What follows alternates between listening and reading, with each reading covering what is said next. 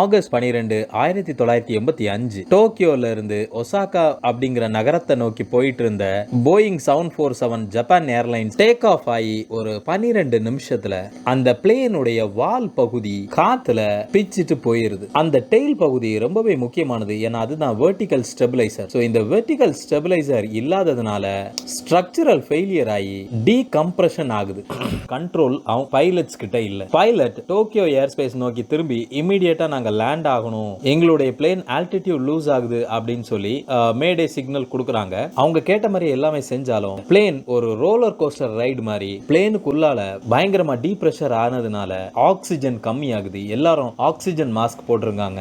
மொத்தமா 524 பேர். ஏன்னா அது ஒரு போயிங் 747 விமானம். அது போக 2 சிட்டிஸ்க்கு நடுவுல தான் டிராவல் ஆகுது. ஸோ சீட்டிங்குமே ரொம்ப நெருக்கி தான் உட்கார வச்சாங்க. 524 பயணிகளும் பீதியில உறைஞ்சு நிற்கும் போது டேக் ஆஃப் ஆகி 45 நிமிஷத்துல ஜப்பான்ல உள்ள மலை பிரதேசங்கள்ல அந்த பிளேன் விழுந்து நொறுங்கி 520 பேர் மரணம் அடைகிறாங்க. ஏர்கிராஃப்ட் வரலாற்றிலேயே சிங்கிள் பிளேன் ஆக்சிடென்ட்ல அதிகமான பேர் மரணமானது இந்த ஜப்பான் ஏர்லைன்ஸ் ஃபிளைட் 123 டிசாஸ்டர்ல. ஏர்கிராஃப்ட் இன்வெஸ்டிகேஷன் ஆரம்பமாகுது.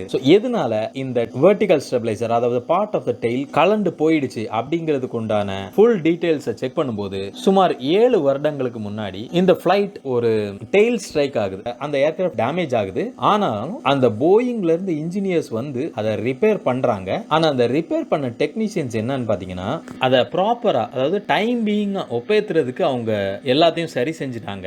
அதுக்கப்புறம் இந்த ஃபிளைட் சுமார் ஒரு 7 வருஷம் ப்ராப்பரா ரன் ஆயிருக்கு. ஆனாலும் உள்ளுக்குள்ளால அந்த கிராக் எக்ஸ்பேண்ட் ஆயிட்டே இருந்திருக்கு. சரியான ஆகஸ்ட் 12, 1985 அன்னைக்கு அதனுடைய பிரேக்கிங் பாயிண்ட ரீச் பண்ணி அது ரிப் ஆயிருது. சோ அது போக இது வந்து 2 சிட்டிஸ்க்கு நடுவுல டிராவல் ஆகக்கூடிய ஏர்கிராஃப்ட். ஒரு நாள்ல 6 ஃபிளைட்ஸ் வந்து இது வந்து கம்ப்ளீட் பண்ணும். சோ இதனுடைய எப்பவுமே இது ரன்னிங்ல இருக்கக்கூடிய, சோ வியர் அண்ட் டியர் வந்து அதிகமாகவே இருக்கும். சோ இந்த பிரச்சனைகள் எல்லாமே தான், இந்த ஃபால்ட்டி ரிப்பேர் தான் இந்த பிளேனுடைய விபத்துக்கு முக்கியமான காரணம். சோ மரணம் அடைஞ்சவங்கள்ல 3 பேர் இந்தியன்ஸும் இருந்தாங்க. சோ ரொம்பவே துரதிர்ஷ்டவசமானது. ரெஸ்கியூ ஆபரேஷன்ஸ் அங்க போய் சேரதுக்கே ரொம்பவே 14 மணி நேரம் ஆயிருது. ஏன்னா மலை பிரதேசம் இன்ஆக்சசிபிளா இருந்துச்சு. ஹெலிகாப்டர்ல இருந்து கமாண்டோஸ், பேராட்ரூப்பர்ஸ் வந்து சில பேர் பேராஷூட்லயும் சில பேர் கயிறு கட்டி இறங்கி அதுக்கப்புறம் தான் அந்த சர்வைவர்ஸை போய் மீட் பண்ணாங்க. ஸோ அந்த அளவுக்கு ஒரு one of the deadly disaster தான் இந்த ஜப்பான் ஏர்லைன்ஸ் ஃபிளைட் 123.